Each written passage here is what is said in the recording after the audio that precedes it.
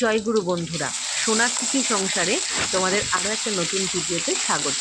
তোমরা সবাই কেমন আছো? আমি ভালো আছি। আর আজকাল ওয়েদারটা তো এত খারাপ যাচ্ছে, তাই বাচ্চাদের কিন্তু বিশেষ করে খুব শরীর খারাপ হচ্ছে। আমার মেয়ে কদিন ধরে খুব ভুগলো। তো সেদিনকে একটু চিকেন স্ট্যু বানিয়েছিলাম, ভাবলাম তোমাদের সেটা শেয়ার করি।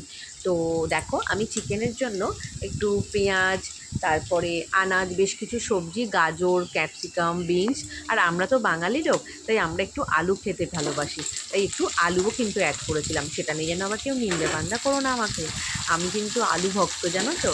তো যাই হোক, আমি সমস্ত সবজি দিয়ে কড়াতেই একটুখানি, মাঝে মাঝে আমি প্রেশারেই একেবারে দিয়েই বসিয়ে দিই। তো সেদিন ইচ্ছা হলো একটু ভিডিও করছি যখন, তাহলে একটুখানি কড়াতে দিয়ে দিই, তাহলে কিন্তু সবজিগুলো একটু ক্লিয়ারলি দেখাও যাবে। আর দেখো কি সুন্দর কালারফুল লাগছে সবজিগুলো। আমার তো খুব ভাল লাগে এখন চিকেন স্টু খেতে। আগে যেন কেমন মনে হতো রুগী রুগী টাইপের ঝোল, কিন্তু এখন দেখছি এটা বেশ হেলদি খাবার। তো দেখো, সবজিগুলোকে না আমি ভালো করে একটু অল্প করে আদা রসুন কুচিটা দিয়ে প্রথমে, তারপরে একটু সবজিগুলো দিয়ে হালকা হালকা করে কিন্তু সবটা ভেজে নিচ্ছিলাম। ঠিক আছে?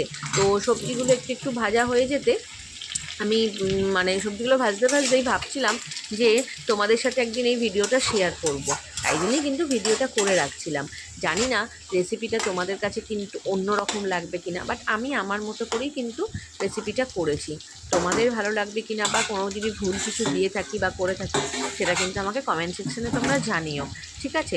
তো দেখো, এরপর আস্তে আস্তে কিন্তু আমি বাকি জিনিসগুলো দিয়ে দিয়েছি। দেখো, পেঁয়াজ দিয়ে দিয়েছি, তারপরে তোমার পেঁয়াজ দিয়ে কিন্তু বেশ ভাজছি ভালো করে।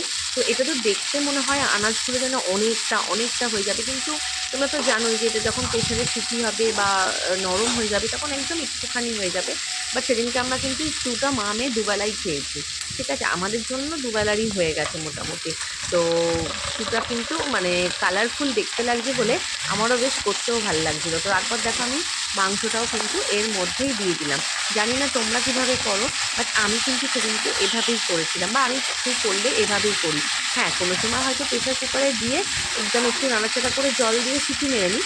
বাট সেদিনকে কিন্তু মনে হলো ভিডিও করব বলেই আসলে প্রেশারটা সেভাবে ফোনটাকে দেখানো যায় না। তো সেই জন্য ভাবলাম যে যখন একটু ভিডিওই করতে ইচ্ছা করছে, তো তখন একটুখানি কড়াতেই করি। তো ওই জন্য কড়াতে করে আনাজগুলো একটুখানি জাস্ট অল্প স্বল্প নেড়ে চেড়ে নিচ্ছিলাম। ঠিক আছে? তো দেখো, আমি একটু নুনটাও অ্যাড করে দিচ্ছি।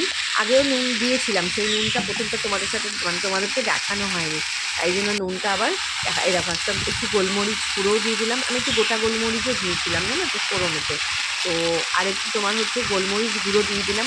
বাট সেদিন না আমার বাড়িতে বাটার ছিল না, জানো তো, বাটারটা শেষ হয়ে গেছিলো। কিন্তু বাটার দিয়ে কিন্তু খেতে ভীষণ ভালো লাগে। ঠিক আছে? তারপরে দেখো, আমি প্রেশারে দিয়ে দিয়েছিলাম। তো প্রেশারে ঢেলেছি, সেটার ভিডিও করতে পারিনি, কারণ আমার তো স্ট্যান্ড নেই, এক হাতে ফোন ধরে ভিডিও করি। তাই তোমরা সবাই ভালো থেকো, টাটা, বাই।